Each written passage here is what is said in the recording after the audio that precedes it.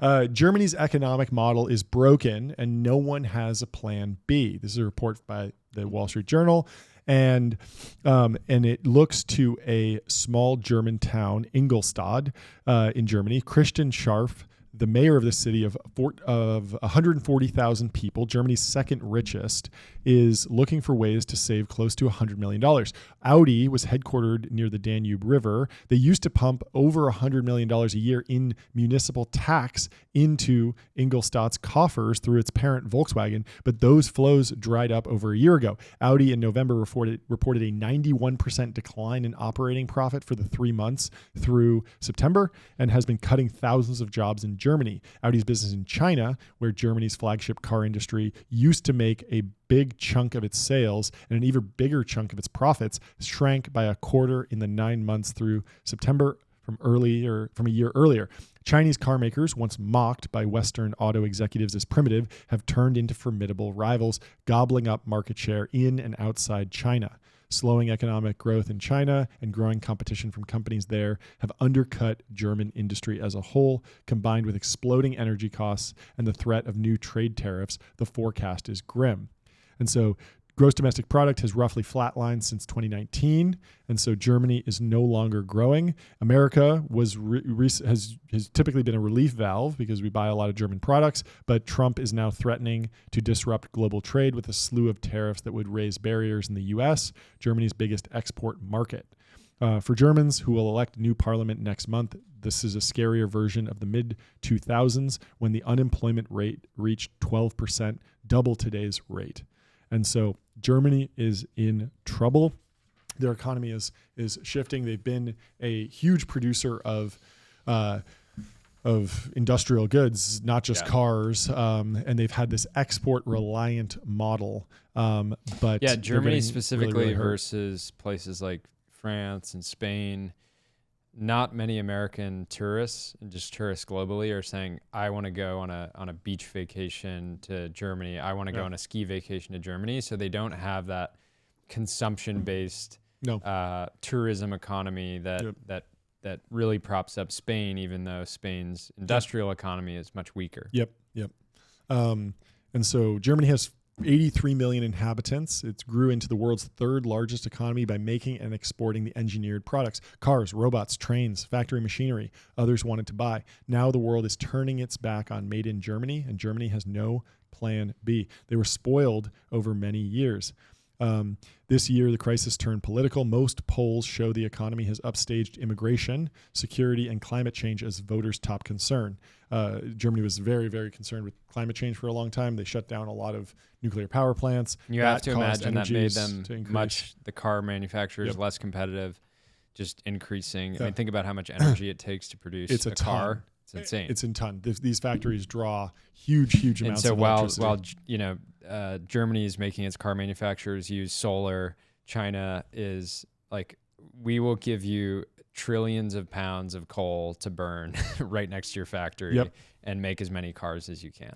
And then also the shift from gas-powered cars to electric vehicles. That was something that China, they never had to figure out how to make a naturally aspirated V12 run really well. They were just like, oh, it's just exactly what's in the phone. So it's Germany, batteries and motors. Like, this is easy. Yeah, Germany's interesting because they don't make cars like Ferrari, right? They're a lot of the majority of their car market was historically the BMWs, the Mercedes, these sort of Audis, the premium not brands. Luxury. Yeah. So not Bentley and Rolls Royce, that's UK, and not Ferrari, Lamborghini. And I would argue, I would imagine that Ferrari China sales are probably higher than ever, right? Because you don't want a Chinese supercar, you want the F80. Yeah, exactly. And the Bugatti and all of those super high tier cars are still being bought and all over the world. But I mean, for a long time in America, it really was just like, if you're making any decent amount of money, you get a BMW, an Audi, or a Mercedes, and those are just like the premium tier cars. And if that goes away, that's really, really rough on them. This is a fascinating stat. The outgoing government is the most unpopular since 1949. Yeah. Can you imagine how unpopular they were in gotta be pretty 1949? It's like you're It's like rebuilding from World War II. Like it's hard to be liked. Everyone's going to be like, this is going terribly. We got destroyed. All of our cities are bombed. And like, of course you're not doing a good enough job like rebuilding. Like you're going to be deeply unpopular. So everyone's the very, other very upset. thing I was going to note is LVMH based in France, massive, like somewhere still a $300 billion plus market cap. And then Novo Nordisk, but they're is selling. great. That's different because they're not selling function, right? You don't buy an LVMH bag because you're saying I just need a bag to hold things in. Yep. Whereas cars, yes, there's status signaling that happens, right? People want to buy a G-Wagon because it says something about them or whatever. But cars ultimately for 99% of people are purely function of I just need to get from point A to point B and I want it to look decent, right? Yep. Yeah, and you have to think about too, like the impact of Tesla on the U.S. market for some of these German manufacturers. Because when I think about my friend group and how many of them would have had an Audi, a BMW, or Mercedes, and they now have two Teslas in the family, like an X and an S, or a Y and a 3. It's just Tesla has really emerged as that premium car offering with the features and the speed and the reliability and all this stuff. But it's even cheaper than a BMW most of the time. So you're looking and it's like, if I get the BMW, like it has a nice badge. It's going to stand out maybe a little bit more than Tesla, but not really that much. Yeah, the and internals for the same are much price, nicer. It's going to be a hassle. Yeah, like the fit and finish is nice, but you're going to have to deal with like, how do I get the Bluetooth set up and stuff? And increasingly having those over-the-air updates from the Tesla, it's just like it's just like, okay, as an appliance, I'm not going to need to think about this. Yeah. Whereas with a lot of the German cars, you're like, after a couple of years, like all the display stuff is going to be pretty junky, and I'll just be using my phone. Like, what's the point? One of the Jens Schudekum, economist and professor at one of their universities, says, I see no serious initiative to try and develop a new economic model. So they just don't have any ideas. They're out of ideas. The whole clean tech effort seems to have fallen flat to some degree. And the result is that Germany's industrial output has fallen by 15% since 2018. And the total number of people employed in the manufacturing sector is down 3%.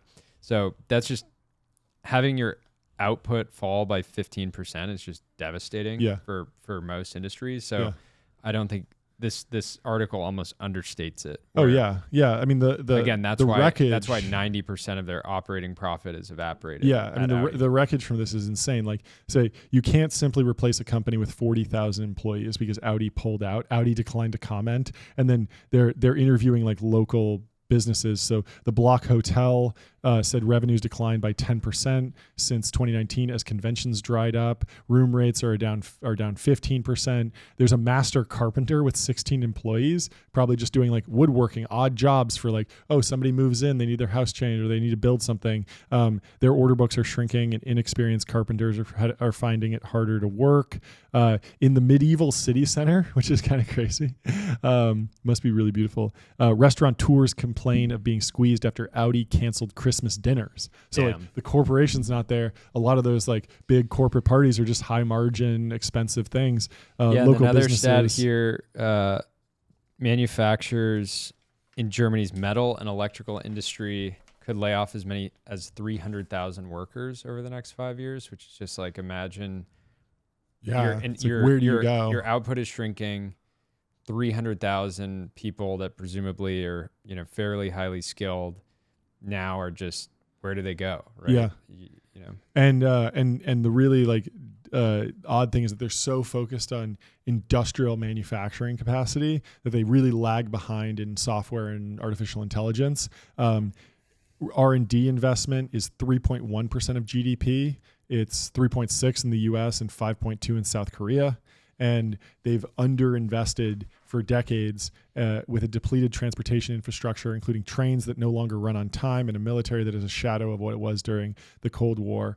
In May, the business-affiliated IW Economic Institute and the trade union-owned IMK think tank estimated Germany would need $600 billion in spending over the next 10 years to offset the investment gap. And so, they could compete, but they're fighting they've been fighting with one arm tied behind their back because they're not lowering energy costs or raw material costs because they're playing the ESG game while China is not. Yeah. And so there's no reason why they couldn't have cheaper energy if they built a ton of nuclear power plants. Isn't in the same way. Yeah, Russia is in the same way, and they were super dependent on the gas pipeline, I believe. And that was like tariffed or turned off during the war. And so instead, most politicians are defending the status quo. I think the top priority for Germany and Europe is to try and keep trade channels open as much as possible, which is possible. I mean, I wouldn't be surprised if the Trump tariffs are much less aggressive towards Germany. But it is funny. I've heard people going over to Germany and kind of like needling them for like, oh, like you guys really like ESG and cars. Like, why don't you like really celebrate Tesla here? And it's like, well, because that would destroy their economy if they did. Yeah. So they have to make this like weird roundabout argument that like Tesla is bad, but Mercedes and Audi and BMW are good. And it doesn't really align with like the ESG mindset that was dominant, but they got beat by the electric car market in America. And so it's just like, it's just such a mess. And so the mayor opened a 150-acre technology park south of the town site in a former refinery, hoping to seed a Bavarian Silicon Valley. The park's only significant tenants so far, Audi and Volkswagen's struggling software arm. The city council said in December it would no longer try to promote startups at a business center it owns, but instead concentrate on renting out the space. It blamed the city's strained finances on the decision. And so I think they're actually talking with a Chinese engineering company to build its German headquarters in Ingolstadt and bring XPeng, a Chinese EV manufacturer, to build a factory on the site of a former U.S. Army barracks. I mean, what a vibe shift. That's just so dark. Yeah. And seems like a very short-term decision. But let's go to that Nathan. Nathan for you? No, I think it might be at the top. We need Nathan for you to travel to Berlin and come up with figure out how to revitalize the German economy. Yeah, I love that. Nathan Benash. Do you Nathan. Know Nathan. He's a good buddy of mine, but I can't pronounce his name because he's 12 hours Europe. and counting. Notary reads every single word of a Series A doc in Germany out loud in front of founders in person. Guys, we have GDP to grow here. Pure prehistoric madness. So this is for those that don't know, because this sounds so absurd, the financing regulations in Germany require financing docs to be read out loud to the founders by a notary. So like somebody who specializes in sort of execution of legal docs. But I mean, can you imagine this? Like in the US, like candidly, most founders get their Series A docs. Don't even read it. Don't read it. Trust their lawyer. Please look at it. The lawyer says, "Yeah, we did a diff. We did like a find and replace and made sure it looked roughly like our previous." Yeah, docs. We have a couple red lines. Everybody just is like hitting. In fact, you know that the YC safe has a line at the top that says, Do not modify this. Yeah. And if this line is missing, if it's there, you can know that everything below is, so you don't even need to read it. Yeah. And that's how efficient we are. And then on top of that, you have companies like Party Round and companies like Carta and AngelList that have tried to make it even more aggressive and faster so that it's just one click, a text message. Like I've wired people money like over my phone, to make an investment just because it happens so fast and it lets the founders get back to building. And it's ridiculous that they have this, and it really resonated. Didn't that get like thousands of likes? 8,000. 8,000. Yeah. 2 million views. Put it on Banger Archive. Throw it up. Really depressing to see. And just dark. Like an obvious own goal. And there's another one from Amjad. Amjad showing a chart that says development of Germany's primary energy consumption 1990 to 2023, and their energy consumption is just dropping. Oof. And Rough. He says Germany is deindustrializing and has a goal to become a third world country by 2030.